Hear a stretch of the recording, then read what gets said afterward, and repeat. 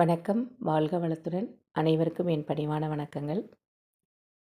கடன் அடைய எளிய பரிகாரம். 11 வாரம் வெள்ளிக்கிழமை இதை நீங்கள் செய்துட்டு வாங்க. உங்களுடைய கடன் சீக்கிரம் குறையிறது உங்களுக்கு நல்லா தெரியும்.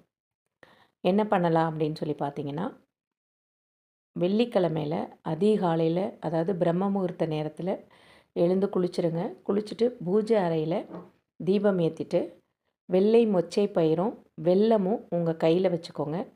அதுக்கு முன்னாடி ஒரு சின்ன பாத்திரத்தில் கொஞ்சம் தண்ணி எடுத்துகிட்டு வந்து பூஜை அறையில் வச்சுருங்க. வச்சுட்டு இந்த வெள்ளை மொச்சை பயிரையும் வெல்லத்தையும் கையில் வச்சுக்கிட்டு உங்களுக்கு தெரிந்த மகாலட்சுமியினுடைய மந்திரத்தை 108 முறை சொல்லலாம், அல்லது 51 முறை சொல்லலாம். உங்களால் என்ன முடியுமோ அதை சொல்லலாம். அப்படி எனக்கு மந்திரங்கள் தெரியாது அப்படின்னு சொன்னால், ஓம் ஸ்ரீ மகாலட்சுமியை போற்றி போற்றி அப்படின்னு சொல்லி 108 தடவை சொல்லுங்கள், இல்லை 27 முறை சொல்லுங்கள், உங்களுடைய சூழலை பொறுத்து. சரிங்களா? இதை சொல்லி முடிச்சுட்டு அந்த மொச்சை பயிரையும் வெல்லத்தையும் அந்த தண்ணியில் போட்டுட்டு தீபாராதனையெல்லாம் காட்டிட்டு அதை என்ன பண்ணுங்க, பசுமாட்டிற்கோ அல்லது பறவைகளுக்கோ அதை தானமாக கொடுத்துருங்க. இதை தொடர்ந்து செய்துட்டு வரும்போது உங்களுடைய கடன் குறையிறத நீங்கள் நல்லா கவனிச்சுட்டு வரலாம். ஓகேங்களா? அக்ஷய ஜோதிட வித்யாலயத்தில் ஜோதிட பயிற்சி ஆரம்பமாகுது. அனைவரும் கலந்து கொள்ளுங்கள். ஜோதிடம் அப்படின்றது அற்புதமான ஒரு கலை. இந்த கலையின் மூலமாக நிறைய நல்ல விஷயங்களை நீங்கள் தெரிஞ்சுக்கலாம்.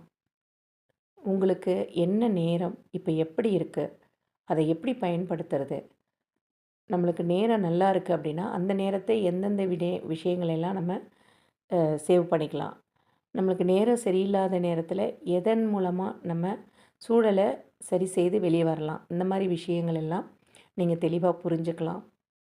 நவக்கோள்களை பற்றி நிறைய நல்ல விஷயங்கள் இருக்குது, அது எல்லாமே தெரிஞ்சுக்கலாம். இப்போ ஒரு உடை எடுக்க போகிறீங்க, உங்களுக்காக துணி எடுக்க போகிறீங்க அப்படின்னா அந்த துணி வாங்கக்கூடிய நேரம் சிம்பிளான விஷயந்தான். நல்ல ஹோரை, நல்ல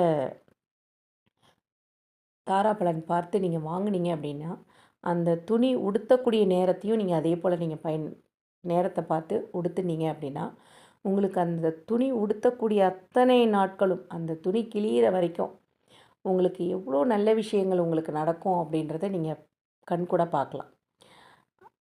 அதுபோல் ஜோதிடத்துக்குள்ளே சின்ன சின்ன விஷயங்களே அவ்வளோ இருக்குது. அந்த விஷயங்களை தெரிஞ்சுக்கிறதுக்காகவாவது நீங்கள் படிக்கலாம் அப்படின்றது தான் என்னுடைய தாழ்மையான வேண்டுகோள். விருப்பமுள்ள அனைவரும், ஆர்வமுள்ள அனைவரும் இதில் கலந்துக்கோங்க. நன்றி, வணக்கம். வாழ்க வளத்துடன்.